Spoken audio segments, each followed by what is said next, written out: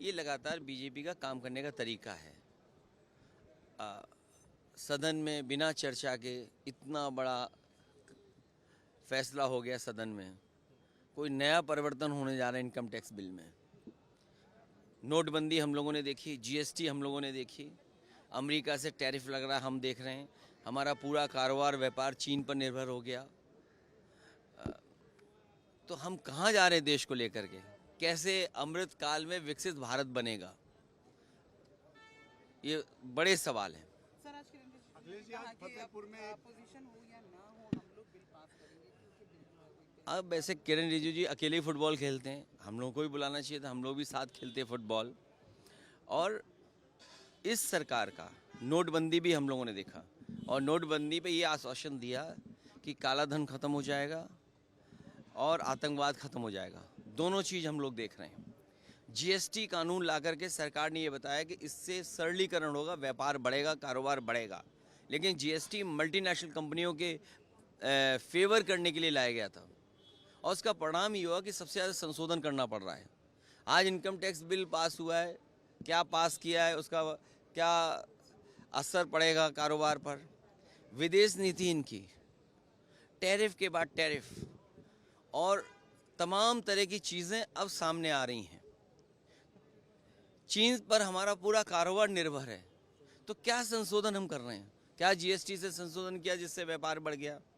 क्या हमने नोटबंदी के बाद फैसले लिए जिससे हमारे व्यापारी और आम लोगों को लाभ पहुंचा हो?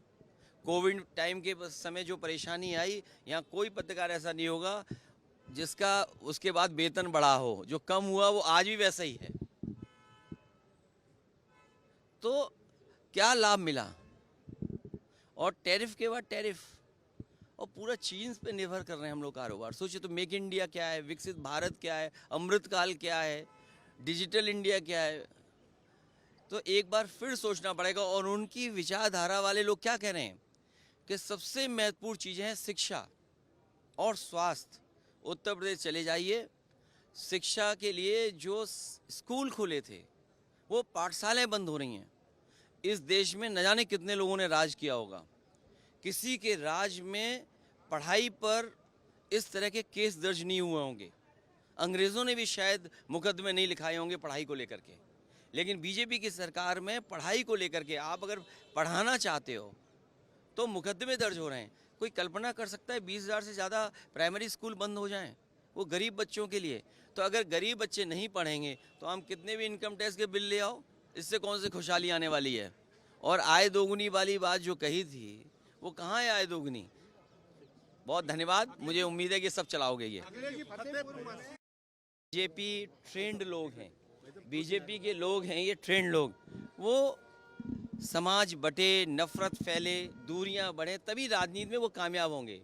अंग्रेज़ों ने जो डिवाइड एंड रूल की पॉलिसी बनाई थी, जो दल अंग्रेज़ों के बनाए हुए हैं, जो विचारधारा अंग्रेज़ों की बनाई हुई है, उसी विचारधारा पे ऐसे लोग चल रहे हैं।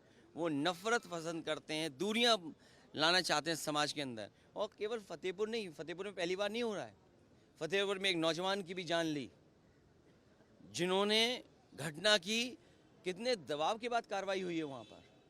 इससे पहले भी कि नक्शा पास नहीं है या कोई इलीगल कंस्ट्रक्शन हो गया है, उस पर एक मस्जिद गिरा दी गई, हेरिटेज मस्जिद।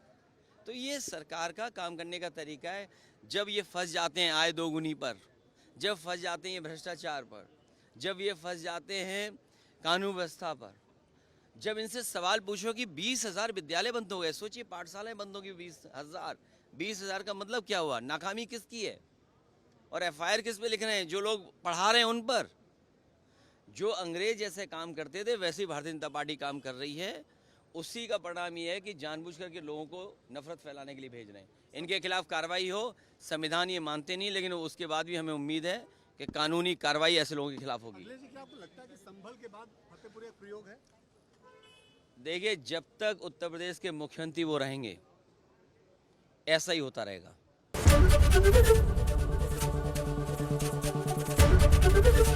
एबीपी गंगा, खबर आपकी, जुबान आपकी।